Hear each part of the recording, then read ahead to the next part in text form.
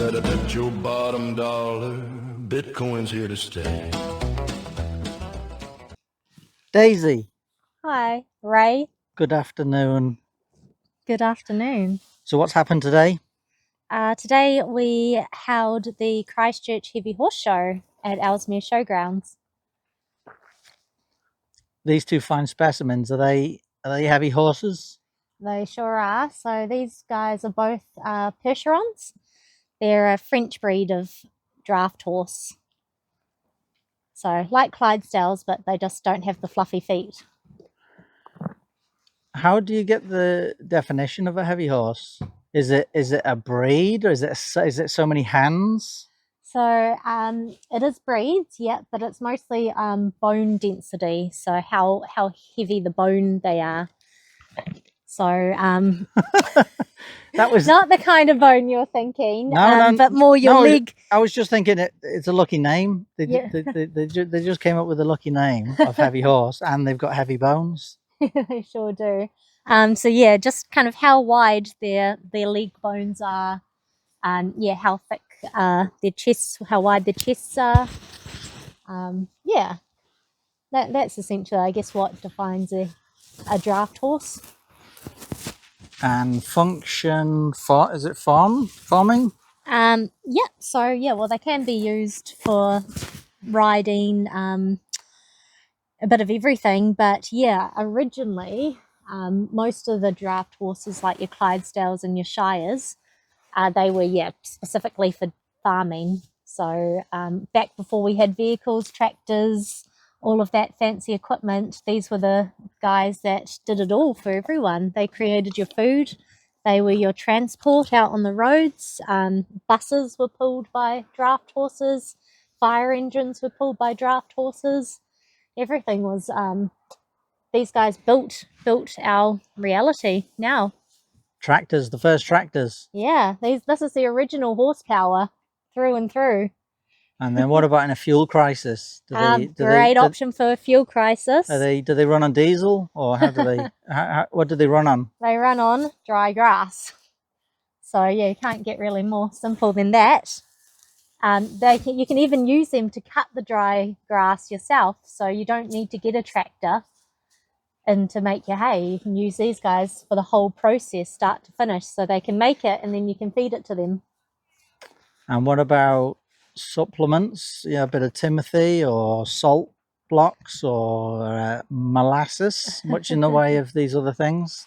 I don't feed much supplementary feed because I find, these guys run pretty well off the smell of an oily rag.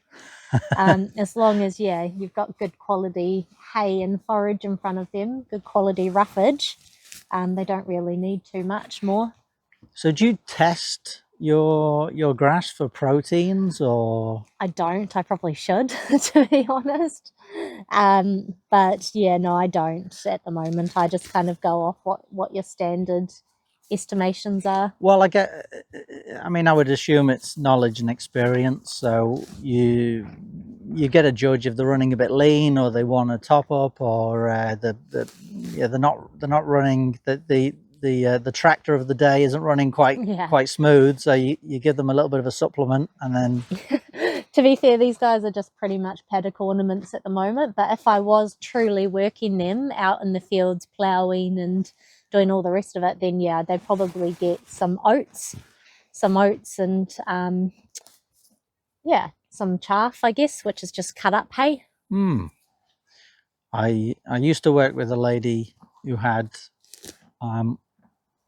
they were cows, which is basically the horse of the paddock world, and they would get seconds from Cadbury. Cadbury would come, drop off the nibbles and everything that wasn't saleable, and it would be every so often dropped off, and the cows used to get, it was liquid nitrogen for the, no, that's not right, nitrogen for the cows, and they would charge around. They'd do backflips. and then they were dairy, so their milk production went through the ceiling. They it would have been the sugar, the glucose, not the nitrogen, or the candy. Yeah. They do that in America. They Skittles and stuff, truckloads of Skittles will go out to feed lots. If you feed these guys, so these guys are quite different to cows. They've got completely different digestive systems. Cows work off a rumen system, where they can regurgitate their feed, chewing the cud. That's where that saying comes from, and re-swallow it. Whereas these guys, they're what you call hind gut fermenters. So they've got a really big cecum, but no rumen, or just a basic stomach. So they do all their digesting in their hind gut. So for them, if you feed these guys too much sugar, you get a whole bunch of issues.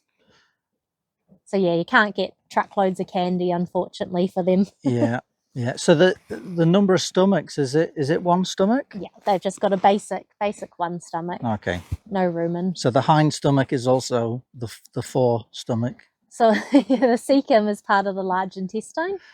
Okay. You, as a medical professional, I thought you would know that. Yeah. I treated many a horse in the hospital. But yeah, no. So theirs is like an enlarged part of the large intestine, the cecum. Okay. But yeah, we've all got one. Ours is just a lot smaller than theirs is. Yeah. Because these guys aren't horses. Like, you think of horses in the wild, they're constantly moving. Yeah. Running away, grazing, all of that. Whereas a cow's just kind of standing still. So their stomach's not that big, really. They're made to graze all day, whereas a cow can gorge, eat tons of food, and just stand there and regurgitate it and keep chewing it, and it's not an issue. So the Percheron breed, yes. What's the temperament like? So as a heavy horse, are they aggressive? Do they boss you around, or are only they aggressive for cuddles? Oh yeah. So they're very, as you can tell, yeah, they love people. They'll quite happily spend all day hanging out with you. They're just like big Labradors is how I like to describe them. They'll eat anything and they'll just hang out with you all day. So very relaxed horses. Yeah. Well, just spending the day here at the Heavy Horse Show, really nice to see. And they had the assault course and the judging, and assault course, everyone obstacle course. It's almost like an assault course for horses, I guess. They had to go through things, under things, over things. So yeah. So it sounds like the army induction. They're getting ready to go in the army. Well, a lot of these horses get used for police or police work because they are so brave and calm. Percherons in particular. They'll just barge straight and if one of these come running at you, you're going to move out of the way pretty damn quick. Yeah. Police, they're really popular with police over in America, Canada, Australia as well.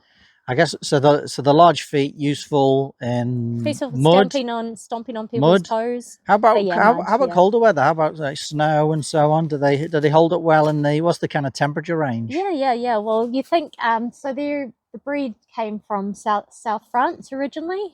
These guys do really well in all temperatures, especially the cold. I don't normally have to rug them or anything like that unless we're having a really big snow event or something, then they might come into the stables, but otherwise they're just au naturel all year round. They regulate their temperature really well. As long as they've got access to shelter, a good amount of hay, and they can move and warm themselves up, then they're all good. Nice. Yeah. And so we've got Pippi on the left. Pippi long stockings. You shouted at me before for saying brown horse. So the chestnut. She is chestnut. Yeah, she's a ginger ninja. And then Dizzy. Yeah. If you would, like a dog, if you're on the other side of the paddock and you call them, would they run to you? Yes. Yeah. Some more than others. Dizzy definitely. She's very much loves people, so she'll come anywhere. You can climb on her with absolutely no gear on. She'll stand there for you. Bareback. Yeah, bareback. And so for you to get on like a camel, you give the command, will they kneel down? And then I have not trained them to do that, but I'm sure you could very easily. Okay. Yeah. And then And then a full lie down, like a You could train it. I haven't trained these guys too, but you sure could. What about a roll over? Will they roll over? You can train a horse to do pretty much anything you can train a dog to do, more or less. Can they? You're getting ahead of me now. You're ahead of me. Sticks? Will they fetch sticks for you? If you throw a stick, will they? One of my friends made a really cool video that went viral with her horse, and she got him to go and open a chili bin and fetch her a beer. So you can train them to do anything. You just got to break it down into small steps. Lots of positive reinforcement. But yeah, these guys will pretty much do anything for you. So how do they bring the beer? So they don't have thumbs. So how do they bring the beer? With his mouth. Okay. Yeah, okay. He was able to grab it with his mouth and bring it over. And can you specify? Can you say I'd like a real ale versus a, maybe a light or a low alcohol? Say it's a low alcohol day. Maybe if you had the different alcohols in particular places, and you could teach them the name command for that one. Yeah, I'm sure you probably could. Yeah, they're smarter than. They've got small brains, but they're pretty smart. And they've got good memories. And what about colours? Can they see colours? Are they colour? You know the way some animals are like colour. I don't know how you would go. Is it tigers and lions? Are they? I think they just see a mono. I don't know how you would take one to an ophthalmologist to diagnose that. But do you know? Can they see colours? Yeah, they can. Yeah. So they see primary colours really bright. So greens, browns, all of those.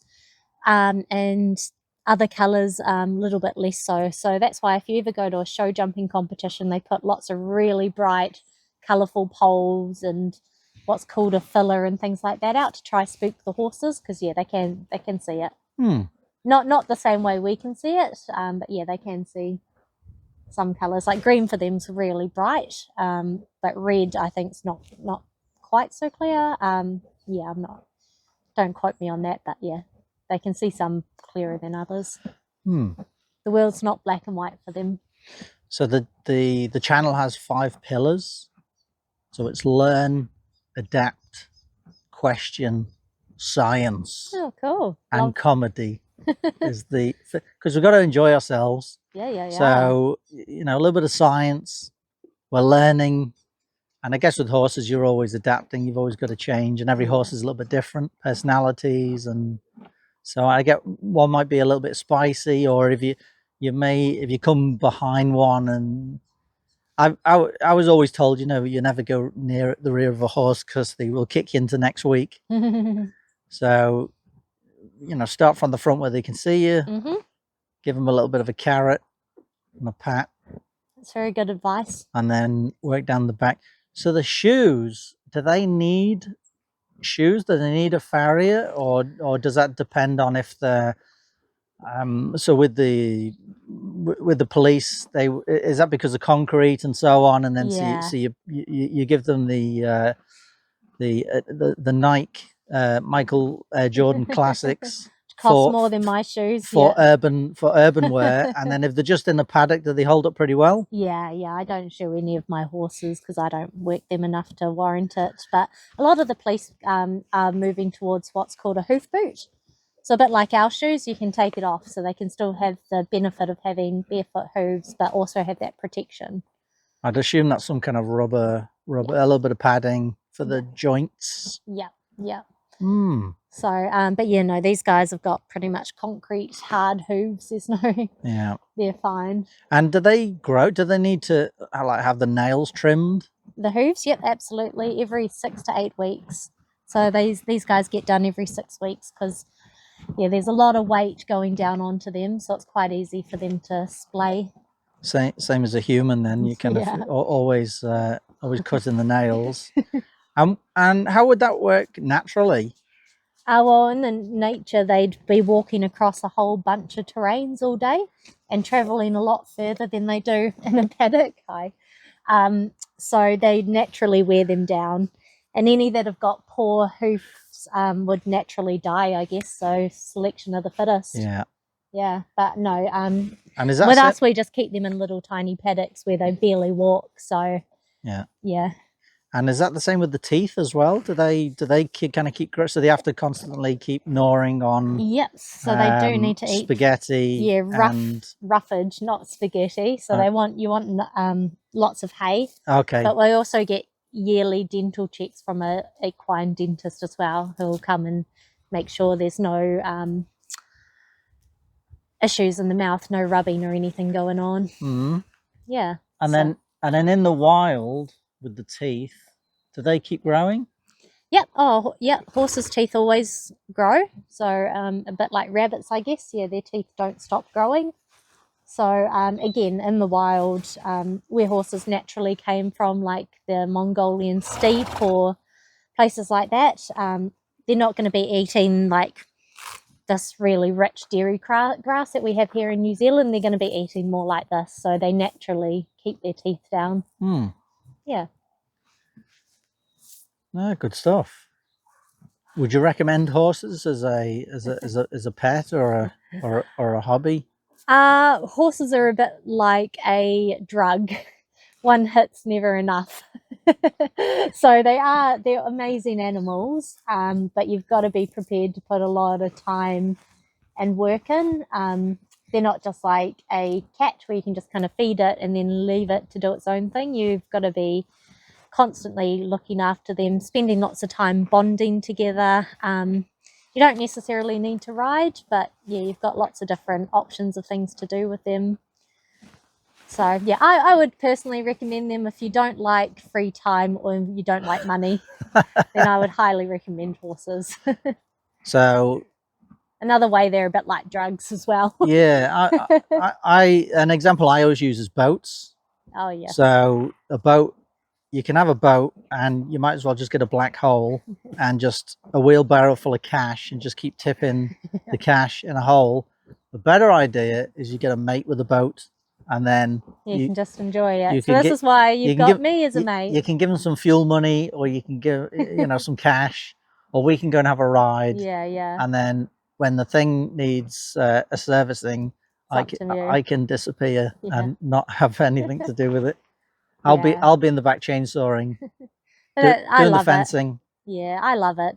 These guys do give so much love back to you as well in care. So yeah, it is very rewarding owning horses. Yeah, you get a true relationship with them, and because they've got such a long lifespan, they can live 30 plus years if you're lucky. Yeah, it's a friend for life. They're good. They don't tell you your secrets. They don't share anything you tell them on. They never judge you on what you're wearing or not wearing. Yeah, they're just really cool buddies. So with the heavy horse, yes, as with nature, would they have a slightly shorter lifespan on average compared to say a whippier horse? I don't know quite what the terminology is.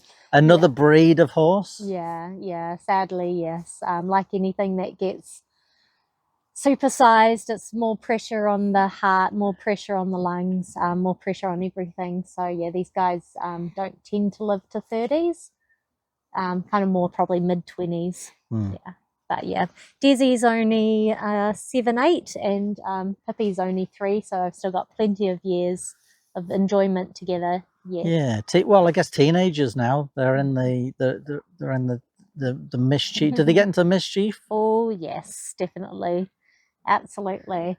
Pippi went through a fun phase of climbing over fences. She'd never get caught in it, but she'd go up to a wire fence and she'd just climb over it. And if she got a leg stuck, she'd just slowly figure it out and climb over. So I had to pull a few fences down to rescue her from the neighbours' paddocks a few times. Commando horse. Yeah, so we've fixed that problem up now, thankfully. And I think she's outgrown it a bit. But yes, they can be very mischievous. Never nasty, but yeah. I guess it's a lifestyle choice, as you said. Yeah, a long commitment. Yeah. As you know, I'm not really a horse person. I'm into mules. With a cowboy hat. I'm into mules. Thank you. I'm into mules, and or if you go into the donkeys, like the lifespan of a donkey, it can be match your life really. That's a big commitment, and it's a two-way street, as with as with most things. Yes, indeed. Yes. Yes. Very helpful. I told you, very friendly. Yeah. Very friendly. She's like, when are you taking me home? Yeah. Mark seems to be enjoying that. Yeah. No, they're very awesome animals. Yeah, I get a lot of enjoyment and pleasure. It's worth all the money and time in the world. Well, you can't take it with you, so that's better to have it in the paddock. Yeah, and it's fresh air. Exactly. Yeah, you're outside. Sunlight. They're really amazing as well for making sure you're present and in the moment. You can't be distracted on your phone or thinking about work and life, because they'll pick up on all those stresses. Horses are really amazing at reading your vibes, your vibrational field. They'll pick up on it a lot sooner than you're aware of it. So if you're anxious or if you're not present, they'll definitely crack you back into reality pretty quickly and remind you. They'll do something silly and remind you to come back to where we are now, which is really cool in this day and age. Definitely. Yeah. And they slow things down. Dopamine? Do they manage to inject some dopamine into your brain? Yes, nothing beats a pony cuddle. Yeah, lots of dopamine throughout the whole process. Anytime you get on one, it's a big dopamine hit. Yeah, breeding. So every time you have a foal, that's awesome. Just looking at them out in the paddock and seeing them, it's a good little dopamine. What's the gestation period for a horse? 11 months, give or take. Okay. Yeah, give or take 20 days. 320 days is meant to be it, but yeah, they can go either side of that within kind of 20, 30 days. So I guess summer's all the action then. So in winter they're pretty much in foal. They're in foal, and then spring the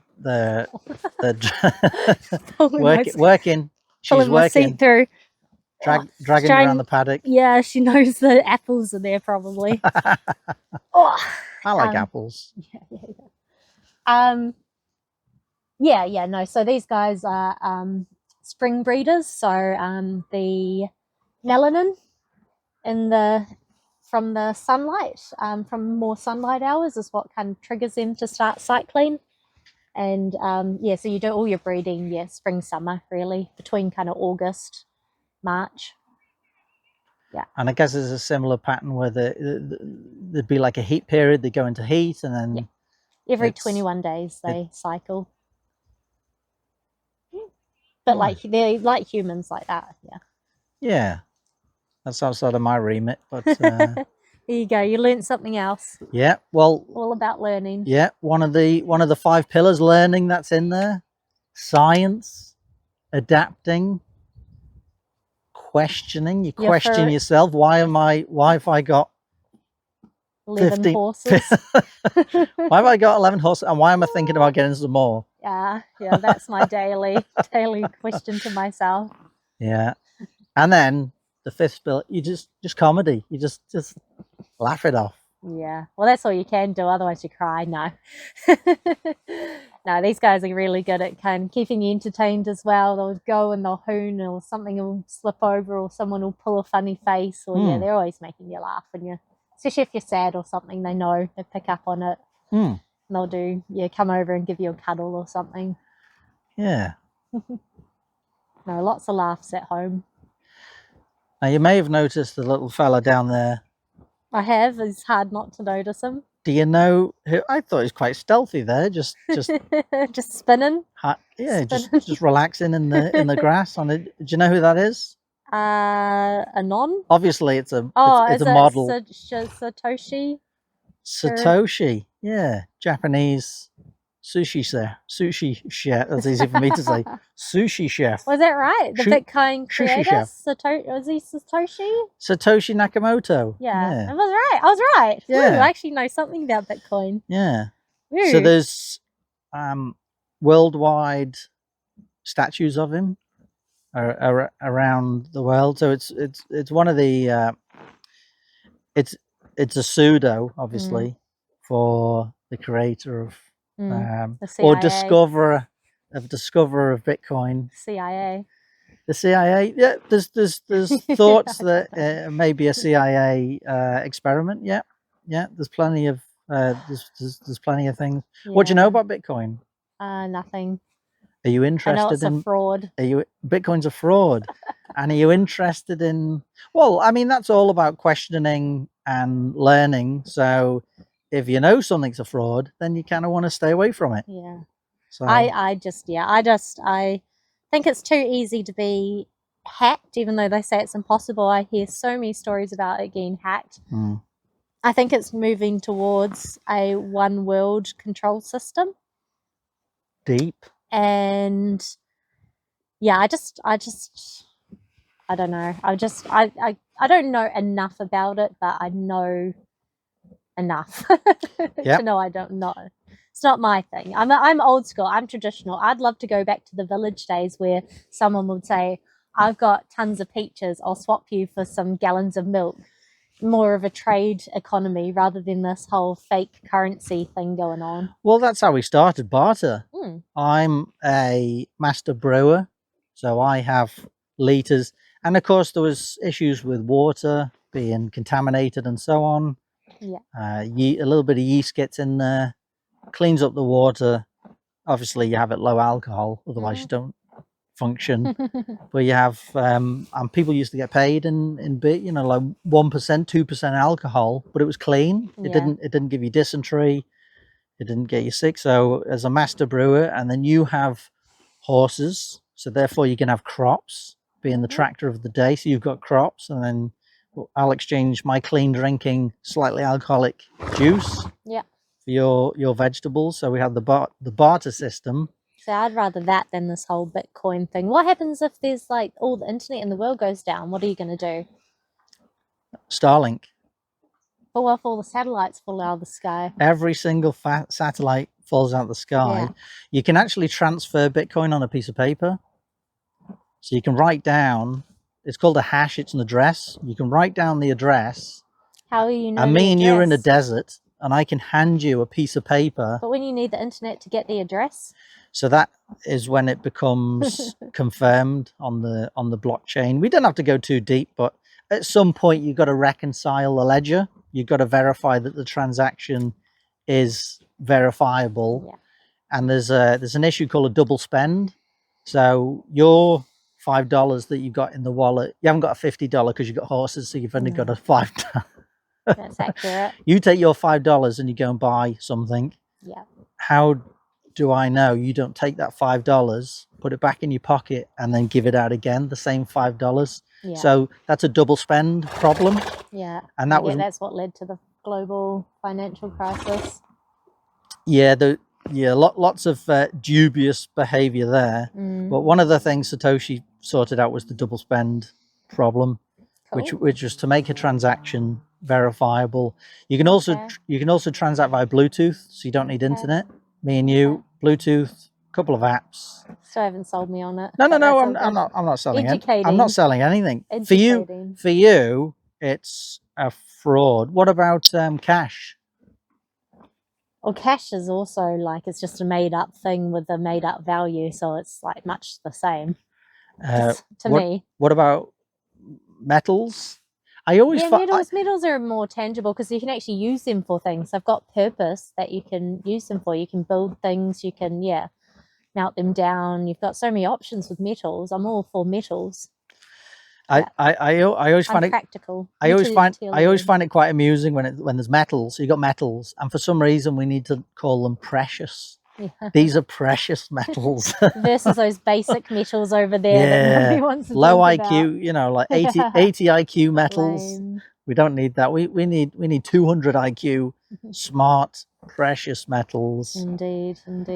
So silver, industrial uses and so on. Gold, a little bit, really good electrical conductivity of gold. That. Utilitarian is my kind of outlook, I guess, my philosophy. I mean, one of the issues is you're working, you're busy, you are spending 100 hours a week on horses, so on top of my other full-time job.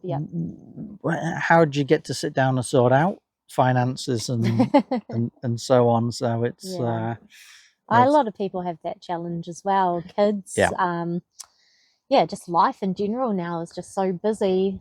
We just have so much we commit ourselves to. Yeah, it's hard for anyone to kind of take that time to sit down and reflect, I guess. Yeah. And there's so much different information out there. It's hard to sift through it and figure out what's real and what's not, what's people just creating content or creating things just to get the clicks, or what's actually good advice. Yeah. It's and again, that's the time issue, is sitting down there. So there's this principle, this 95-hour principle or 100-hour principle of studying anything. So it could be horses or oil painting or anything. So 20 minutes a day, every day over a year gets you to the 100 hours. Oh, yeah. And that gets you in the 95th percentile of that subject. So, you know, you can sit down and do 10 hours a day learning on horses, but you're going to burn out and you're not going to remember and so on. So it's as with all learning, break it down. One of the pillars of the channel is learning, adapting, and going in. No, fantastic day, good show. Yeah, good thank turnout. You for your help. Thank you. And you're going to do it next year? Yes. I'm committed. It's an annual thing now. So rain, hail, shine, will be there next year. Hopefully bigger and better. And are you going to accept Bitcoin as payment for goods and services? Probably not. It's too early. Too early. Is. Cash. I don't think it's the right market either. I don't think a lot of people here are Bitcoiners. So I think, you'd be. Well, as just as a little bit of pushback, as you know, I work a lot with the rural community, and cash is pretty big. Guys who do firewood, hay bales, pea straw. Is that all these with cash? Wads of cash, handfuls of cash. So you've got all that there, and then cash is the downside of having it in the glove box and spilling out everywhere, and fake ones. So it's not that different from having an app on your phone. Here's for this split firewood. Here's for these Timothy bales. I get it's a good idea in that respect. I guess it's easy, but just there's not enough people using it. I think how many people in the rural community that you've worked with have accepted Bitcoin? Yeah. It's early. It's very early. Well, it's been around since what? 2012? 2009. 9? Yeah. 17 years. Yeah. So it's still, a young asset. Okay. If you want to class it. Horses are a little bit older than Bitcoin. When did horses get domesticated? I don't know exactly, to be honest. Probably should know this. I've learned it along the way somewhere. That it was after dogs. Would it be from the east? Would it be Mongolia? Perhaps? Yeah, I'd say China. Yeah, I'd say probably Mongolia is where they were first domesticated. But I'm not 100% sure. Yeah. On that, it wasn't North America, because when they first came to the Americas, the Native American Indians were so flabbergasted by them and had no word for horse that they called them magic dogs. So they had dogs? They had dogs, yeah. So dogs were domesticated before horses were. And they put saddles on dogs and rode dogs? No. Okay. They just had dogs there with them as companions, hunting tools, all of that. Okay. Yeah. I feel slightly bereft now, because you see all these cowboy and westerns and so on, and you're looking quite western yourself today. Thank you. In my cowboy outfit. But you always get the Indians, and they're on horses. Yeah. With a blanket and tearing around, so they didn't have horses. Spain, the Spaniards brought the horses over. Spaniards. So no, they didn't have them there naturally. But they obviously adopted them very quickly, because they fit very much with their ethos of nature and just being one with. Well, as we've discussed, very useful. Yeah. Especially when you got to move. Plus. Well, if you're handballing your teepee around. Yeah.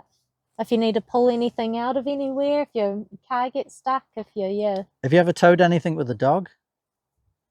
No, I haven't. Oh, no, that actually I have with the husky. Yeah. Got the husky towing the bike. So yeah, that's. They've got to work. Yeah. So yeah, that's about it. Not anything else. I would get a little cart for the Rottweiler, but haven't gotten around to it. Yeah. No, well, thank you for your time. Oh, thank you. So Bitcoin, Pleasure. we're at block height, as you know, 943576. Okay. Yeah. And there's been 95.29% of Bitcoin discovered. Wow.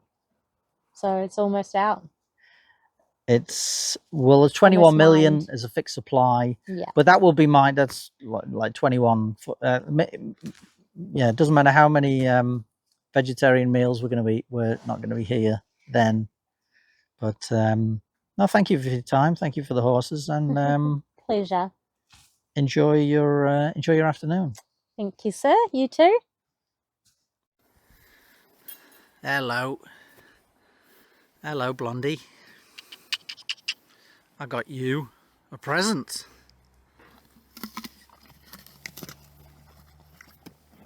You dropped your present. You've eaten half of it. Should we carry on?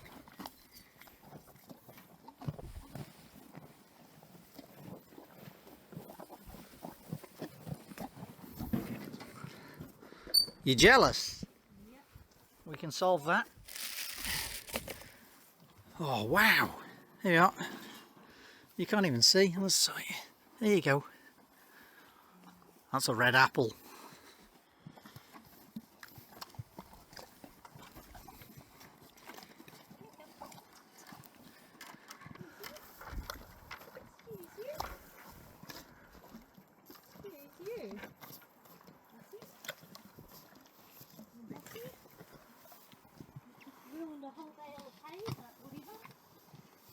You're happy? You better bet your bottom dollar Bitcoin's here to stay.